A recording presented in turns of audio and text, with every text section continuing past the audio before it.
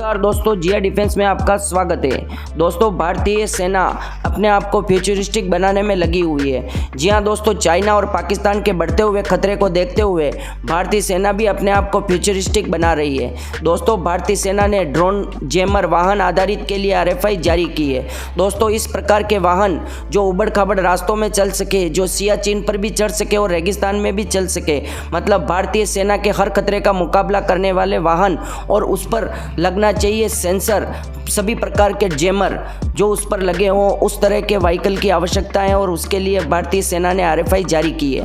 दोस्तों, भारतीय सेना ने US ड्रोन और स्वार्म ड्रोन के संबंध में मल्टी सेंसर आधारित पूर्ण और व्यापक समाधान प्रदान करने के लिए 20 ड्रोन जैमर के लिए RFI जारी की है। दोस्तों, सभी प्रकार के swarm drone, suicide drone, surveillance drone और कितने भी प्रकार के ड्रोन हो, वो मल्टी सेंसर आधारित 20 ड्रोन जैमर के लिए RFI जारी की है। दोस्तों, 20 ड्रोन जैमर कोई कम नहीं होता, मतलब इसमें सभी प्रकार के ड्रोन को जैम कर सकता है।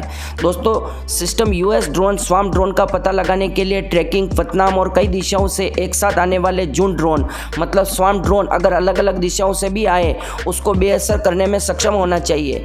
इसे सभी डिटेक्शन सेंटर को एकीकृत करना चाहिए और ऑपरेटर को कंपोजिट एयर सिचुएशन फीचर्स प्रदान करने के लिए खतरों की पहचान करनी चाहिए और जैमर सिस्टम का उपयोग करके US ड्रोन का मुकाबला करने के लिए प्रतिक्रियाओं के चयन और प्रबंधन की सुविधा करनी चाहिए। दोस्तों, अभिन्न शक्ति समाधान सहित उपप्रणालीय परिवहन होनी चाहिए। मल्टी बैंड स्विचिंग सिस्टम का उपयोग करने वाले उन्नत US ड्रोन प्रकारों को बेअसर करने के लिए वाई बैंड डिटेक्शन और वाई बैंड जैमिंग मोड के बीच तेजी से स्विचिंग यानी लुक थ्रू मोड का समर्थन किया जाना चाहिए। त्वरित निर्णय लेने के लिए ऑपरेटर को कई सेंसर फ्यूज लक्ष्य डेटा प्रदान करना चाहिए, मतलब ऐसा नहीं कि ड्रोन आए और पता ही नहीं चले, जल्दी से अलार्म बजे या अलर्ट कर दिया जाए ऑपरेटर को और उसी तरह तुरंत प्रभाव से जैमिंग करने की जैमर में क्षमता हो और इस प्रकार से सभी ड्रोन को आने वाले से जैम कर सके। दोस्तों, भारत को चाइना और पाकिस्तान से आए दिन आने वाले ड्रोन जो ड्रग्स डाल के जाते हैं, आए दिन हथियार डाल के जाते हैं, उन ड्रोन को आसानी से जैम कर सके।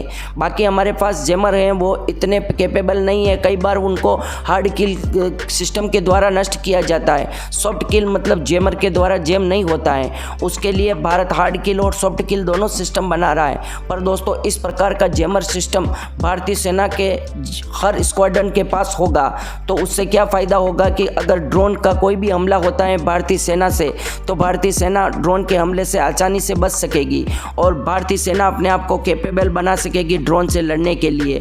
फिर चाहे वो अमेरिकन MQ-9 प्रेडेटर ड्रोन हो या वो तुर्की के ड्रोन हो, चाहे पाकिस्तान के ड्रोन हो या चाइना के ड्रोन हो, मतलब दुनिया में जितने भी प्रकार के ड्रोन होते हैं, मतलब इन्होंने RFI जारी की है। तो दोस्तों, आप सोच सकते हैं कि 20 जैमर जो लगभग दुनिया के सभी ड्रोन को जैम करने की कैपेबिलिटी हो, इस प्रकार के जैमर के लिए RFI जारी की है, जो देश विदेश से इस RFI के लिए कंपनियों के द्वारा एक्सेप्ट किया जाएगा और इन कंपनियों के द्वारा भारतीय सेना को जैमर प्रदान किए जाएंगे जिस प्रकार की भारतीय सेना को आवश्यकता है।